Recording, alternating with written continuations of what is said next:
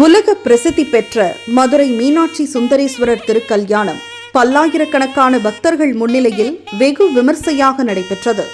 திருக்கல்யாணத்தால் விழாக்கோலம் பூண்ட மதுரை தங்கத்தாலான 300 ஆண்டுகள் பழமை வாய்ந்த சந்தன கும்பா மற்றும் பன்னீர் தெளிப்பு கும்பா மூலமாக சுவாமிக்கும் அம்மனுக்கும் பன்னீர் தெளிக்கப்பட்டது.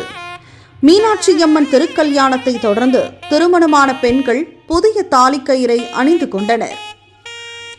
இதையடுத்து முத்துராமையர் மண்டபத்தில் சுவாமியும் அம்மனும் கன்னி ஊஞ்சலாடிய பின் கோவில் வடக்கு ஆடி மேல ஆடி சந்திப்பில் நறுமணமிக்க வெட்டி வேர்கள் மற்றும் பல வகை வண்ண பூக்களாலும் பச்சரிசியாலும் நவதானியங்களாலும் அலங்கரிக்கப்பட்ட திருக்கல்யாண மேடையில் மணக்கோலத்தில் மீனாட்சி அம்மனும் சுந்தரேஸ்வரர் பிரியாவிடையுடனும் தனித்தனியாக எழுந்தருளினர்.